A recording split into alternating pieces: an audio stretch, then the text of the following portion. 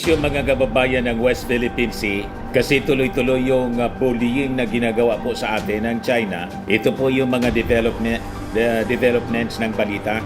Sabi diyan, nag-offer na yung Amerika ng tulong sa atin na mag-escort doon sa ating supply ships, yung nagatid ng pagkain sa ating mga sundalo sa West Philippine Sea.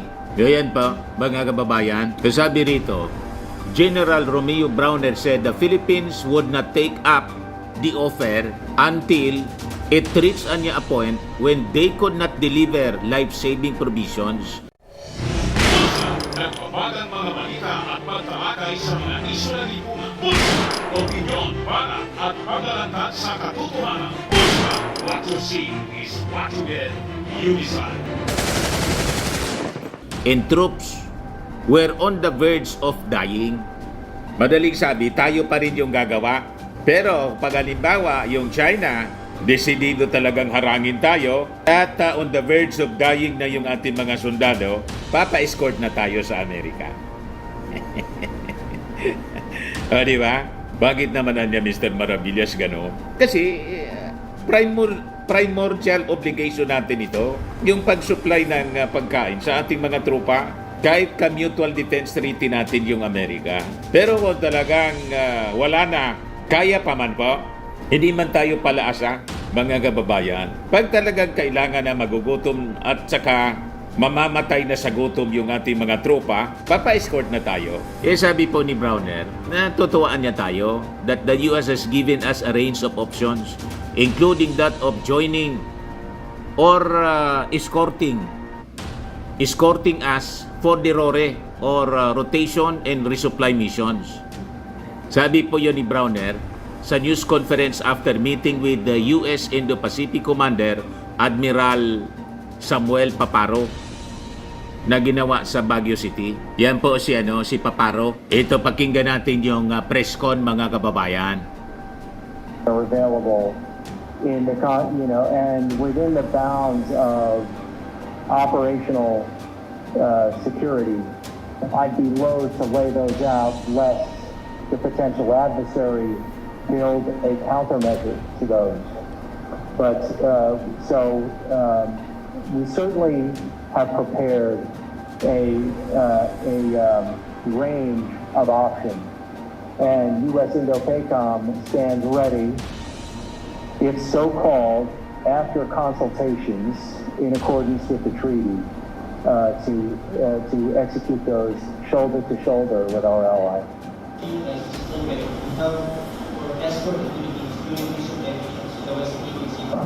When our troops are already hungry, they don't have any supplies anymore because our resupply missions have been blocked and that they are on the verge of dying, then that's the time we're going to seek the help of the United States. So, but then again, we still have a lot of options.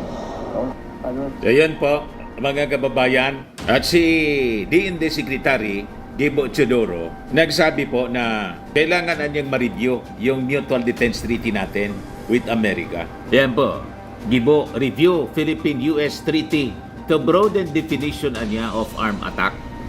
So, pinopose, mga kababayan ni Gibo, yung review ng MDT before the United States defense officials na nag-attend sa 35th International Military Law in Operations Conference 2024 of the US Indo-Pacific Command at the Manila Hotel. So sabi po ni Gibo, why should we stick to the treaty's narrow definition of an armed attack? We are getting attacked over and over again, anya, and it's about time we broaden the definition.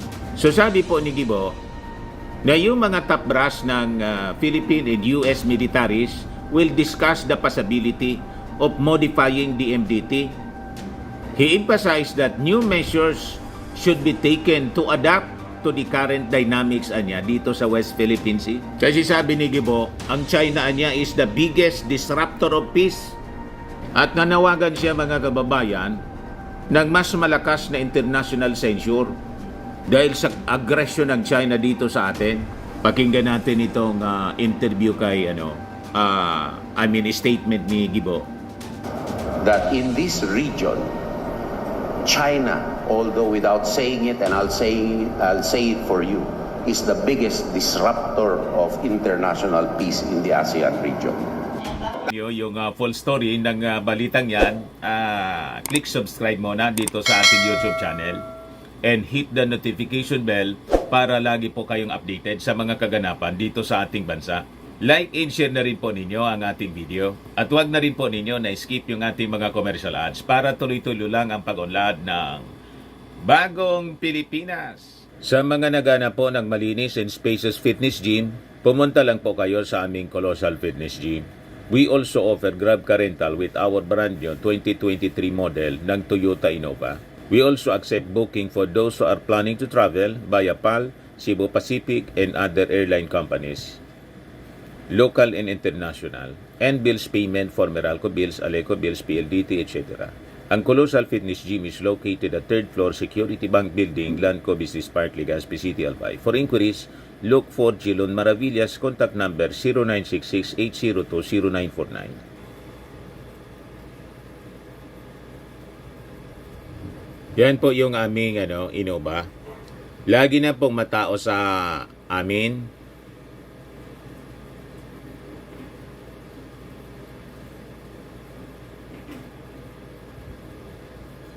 Yan po mga bagong clients namin. Napakaganda at colorful at napakalinis ng aming gym po. Pati mga foreigners po pumupunta sa amin, mga British tourist po sila dito sa Legazpi. Na-set up na rin po yung aming mga brand new gym equipment.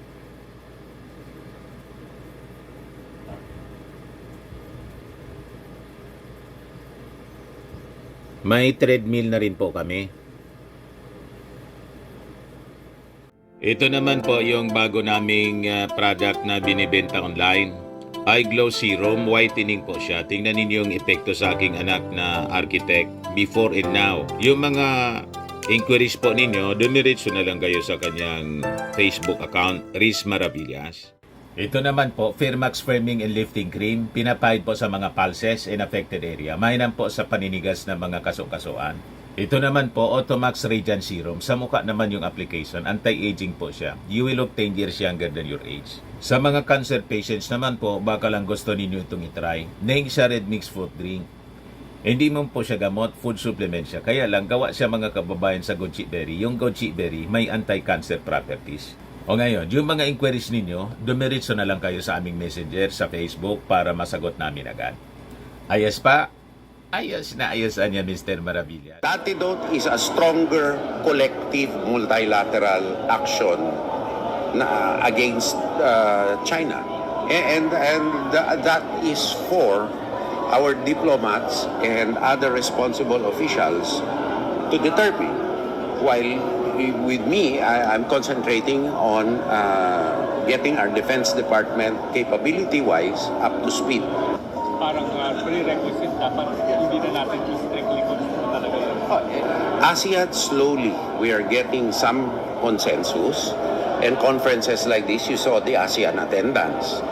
They are paying attention, and ASEAN, to remain relevant and credible, cannot continue to ignore what China is doing in the South China Sea. Yan po yung ating magiting at napakatalinong Defense Secretary, Gibo Teodoro. Ngayon, plano natin na bumili ng mga bagong jet fighters. Yan, sabi dito sa balita, Philippine 6 offers in procurement of 40 multi-role fighter jets.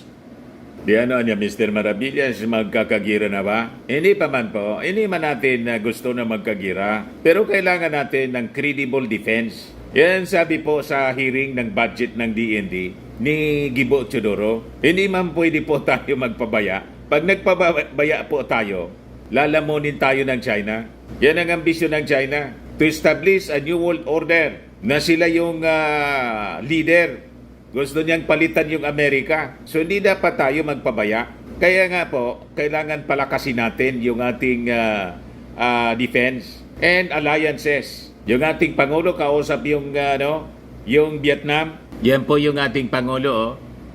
Sabi dyan sa balita, Philippines and Vietnam to sign defense agreement. So importante siya na kaalyado natin yung mga bansa ng ASEAN. Sabi dyan, Vietnamese Defense Minister Pan Van Giang was in Manila to hold talks with with his Philippine counterpart Gibo Teodoro. We now talk about defense cooperation, security cooperation, maritime cooperation, and certainly on the area of trade as well, sabi po ng ating Pangulo. Coast Guard of two countries earlier this month held their first ever joint exercises in Manila, simulating firefighting drills and search and rescue exercises. So at least mga kababayan, katulong na natin dito yung Vietnam. Yung Vietnam naman po may utang na loob sa atin eh. Kasi yung Vietnam War po with America, tinulungan natin sila, kinupkup natin sila po, mga Vietnamese refugees during the time of then President Ferdinand Idralin Marcos. So we have to continue to modernize our armed forces po. Bibili tayo ng mga fighter jets para tumigil na sa pambubuli sa atin po yung China. Kasi po, sabi nga dito sa CNA Insider, is US-China rivalry behind the brewing Marcos Duterte feud? Sa analysis po ng mga expert, yan po yung rason. Noong panahon po ng Duterte, nagpiesta yung mga Chinese dito sa atin. Ngayon, dumistansya yung ating Pangulong Bongbong Marcos dahil po sa pang-abuso nila sa atin. Ito na ngayon, gustong i-destabilize mga kababayan yung Marcos administration. Si Inday, umiwalay na. Kita ninyo? May connection siya po, mga kababayan. Pero siyempre tayo, we are on the side of America because of our long-standing mutual defense treaty with America. At parehas tayo ng ideology with America. Democracy po. Yung China, hindi po democracy. Pakinggan natin ang sinasabi dito sa documentary ng CNA. In June, Filipino Vice President Sara Duterte quit her post as Education Secretary. Yun. The surest sign yet of the brewing feud between her family and President Ferdinand Bongbong Marcos Jr. May relasyon po to sa conflict ng Amerika with China. Ganon din po sa nangyaring pagkabiyak ng UNITEAM. Yan ang sabi dito sa documentary. Now, she has a free hand to criticize the administration, to entice supporters, entice people to align with them. Ang tanong, saan kayo? Saan kayo kakampi? Sa bully? Na yung Congress nga binuli? Di ba? Yung China, binubuli tayo dito sa West Philippine Sea. Yung pro-China, binuli yung Congress. Payag kayo sa ganon? But as two of the Philippines' most powerful families clash, in the backdrop is a superpower rivalry. So, the Duterte administration was famous for accommodating China most of the time. Marcos has practically outsourced our defense and foreign policies to the United States. What impact will domestic disagreements have on the Philippines' choices in the South China Sea dispute? Dahil nangyayari itong dynamics na ito sa shadow ng Great Game. Si Ronald Llamas.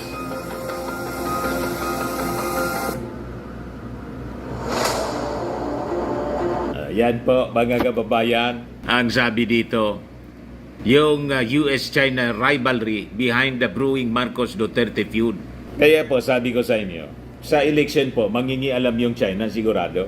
Kaya sabi ko sa inyo mga kababayan, yung mga pro-China politicians po, never ninyo na ipoposisyon. Mawawalan tayo ng bansa pag nangyari yan.